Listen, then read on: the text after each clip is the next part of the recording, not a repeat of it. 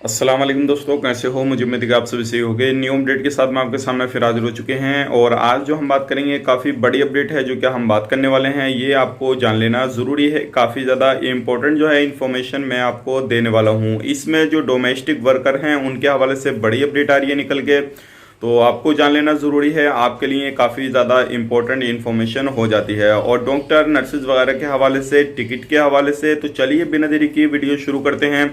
लेकिन उससे पहले मैं आपको बता देता हूं, अगर आप हमारे चैनल पर पहली बार आए हैं तो चैनल को सब्सक्राइब करें और साथ ही साथ बेल आइकन ज़रूर प्रेस कर दें ताकि हमेशा आपको इसी तरह की अपडेट मिलती रहे और आप हमेशा हमारे साथ में जुड़े रहें। तो सबसे पहली अपडेट की तरफ बढ़ते हैं।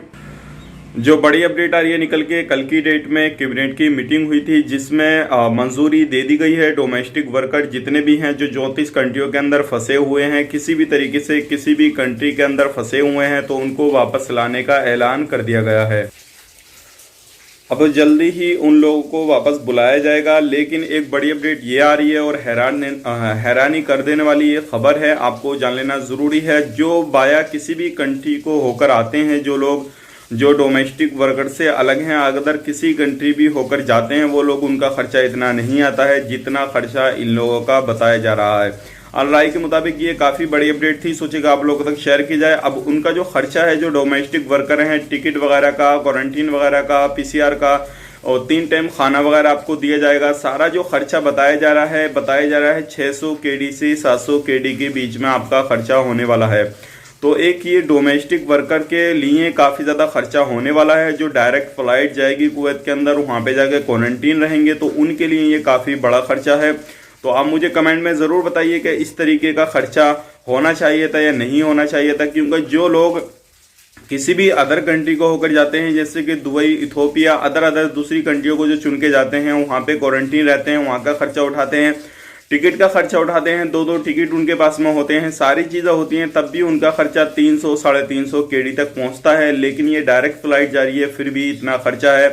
पता नहीं ये क्या चीज़ चल रही है, क्या चीज़ नहीं चल रही है। लेकिन अगर इतना ही खर्चा रहेगा तो जितने भी डोमेस्टिक वर्कर हैं, जो लोग वापसी जाना चाहते हैं कुवैत के अंदर, तो उनके लिए काफ़ी ज़्यादा मुश्किलें बढ़ जाएंगी। हालांकि ये कल की मीटिंग में क्लियर कर दिया गया है, ऐलान कर दिया गया है कि जल्द से जल्द उन लोगों को बुलाने की तैयारी की जाए जो लोग आना चाहते हैं, जिनके वैलिड अभी भी इकामे हैं, और उन लोगों को जल्द से जल्द कांटेक्ट किया जाए। तो आप मुझे कमेंट में ज़रूर बताइए, अगर किसी भी देश से हैं आप, इंडिया, पाकिस्तान, नेपाल, बांग्लादेश या कोई से भी देश से अगर आप जाना चाहते हैं कुवैत के अंदर, तो इतने खर्चे में आप जाएंगे या नहीं जाएंगे। अगर आपका डोमेस्टिक आपका जो है खादिम वीज़ा है या आप किसी भी घर खाता में काम करते हैं, तो आप मुझे ज़रूर बताइएगा। हालांकि ये अपडेट जो है काफ़ी बड़ी अपडेट है और ये एक अच्छी अपडेट नहीं है। इतना खर्चा कैसे लगेगा, कैसे नहीं लगेगा, इतना किस जगह पे जा रहा है, किस जगह पे नहीं जा रहा है, वो सारी चीज़ जो है आगे आने वाले वक्त में ही मालूम पड़ेगा। ये अपडेट थी, मैंने सोचा कि आप लोगों तक शेयर की जाए ताकि आप लोगों को भी सही इन्फॉर्मेशन मिल सके और सही टाइम से इन्फॉर्मेशन मिल सके।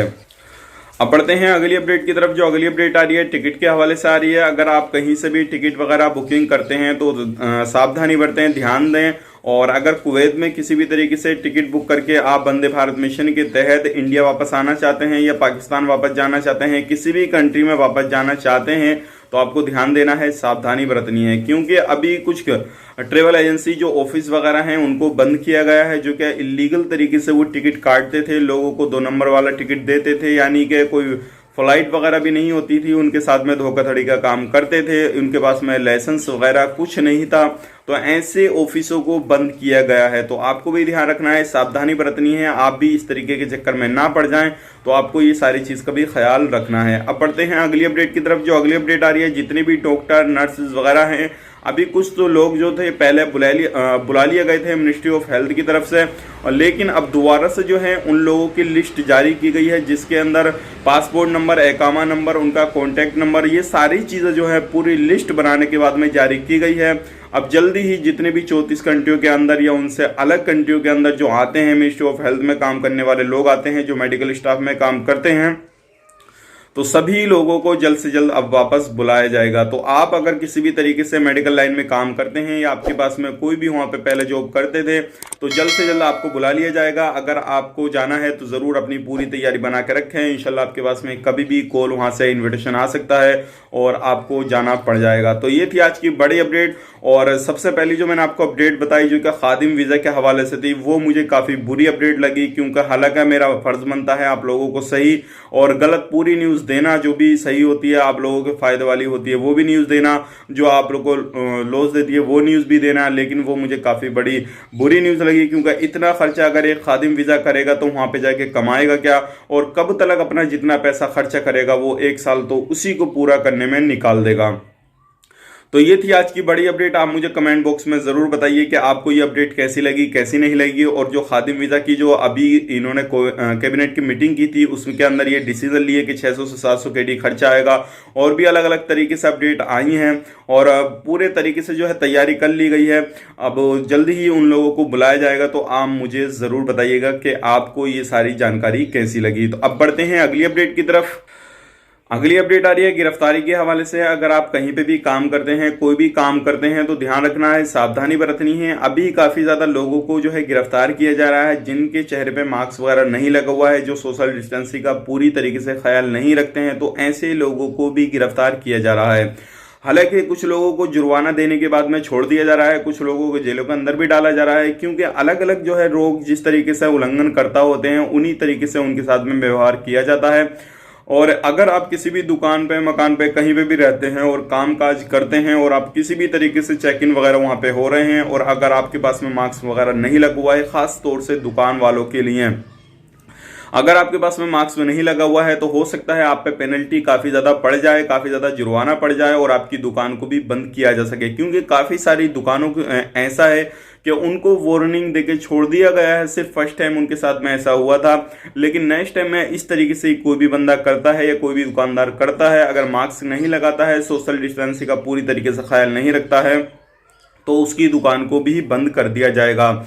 और आपको भी ये ख्याल रखना है कि हमेशा आपको मास्क लगा के रखना है और किसी भी तरीके से कोई भी ग्राहक आपके पास में आता है तो सोशल डिस्टेंसिंग का पूरा ख्याल रखना है, ताकि कभी भी कैसे भी मिनिस्ट्री की तरफ से कोई भी टीमें चेकिंग के लिए आती हैं या आपसे कोई भी चीज़ मालूम करती हैं तो आप जो है किसी भी तरीके से जो भी रूल रेगुलेशन बनाए हैं कुवैत सरकार ने उनको फॉलो करते हुए दिखाई दो और आपका कारोबार जो भी कामकाज चल रहा है वो आपका बंद ना हो। अब बढ़ते हैं अगली अपडेट की तरफ। जो अगली अपडेट आ रही है निकल के, ये भी काफ़ी बड़ी अपडेट है और ये भी आपको जान लेना ज़रूरी है, और ये है टिकट बुकिंग के हवाले से। काफ़ी सारे लोग मुझसे पूछ रहे थे कि अभी हमें टिकट वगैरह बुकिंग करना चाहिए या नहीं करना चाहिए। हालांकि कुछ लोग पाकिस्तान से भी हैं, इंडिया से भी हैं ये चीज़ पूछने वाले। तो मैं आपको बताना चाहूँगा, अगर आपको टिकट बुकिंग करना है तो बिल्कुल मत कीजिए, आपका पैसा फंस जाएगा। क्योंकि अभी कहीं से भी कोई भी लिस्ट जारी नहीं की गई है, कोई भी अपडेट नहीं है फ्लाइट चालू होने की। अगर आप टिकट बुकिंग कर देते हैं तो आपको जो है पेमेंट नहीं मिलेगा रिफंड, और फिर हो सकता है कितना टाइम लग जाए आपको रिफंड मिलने में। हालांकि कुछ वेबसाइट जो है वो दिखा रही है, बुकिंग वगैरह ऑप्शन दे रही है, सारी चीज़ दे रही है, तो आपको टिकट वगैरह बुकिंग नहीं करना है जब तक कोई भी ऑफिशियली अनाउंस नहीं होता, गवर्नमेंट की तरफ से इजाज़त नहीं मिलती है फ्लाइट की, तब तक आपको ये सारी चीज़ें इग्नोर करते रहना है। तो ये थी आज की बड़ी अपडेट। सोचेगा आप लोगों तक शेयर की जाए। उम्मीद करता हूँ वीडियो पसंद आएगा। पसंद आए तो लाइक करें, शेयर करें। चैनल पर पहली बार हैं तो चैनल को सब्सक्राइब जरूर करें। तो चलिए फिर मिलेंगे इस नेक्स्ट वीडियो में, तब तक के लिए आप अपना ख्याल रखें, अपनी फैमिली वालों का ख्याल रखें। Take care, bye bye.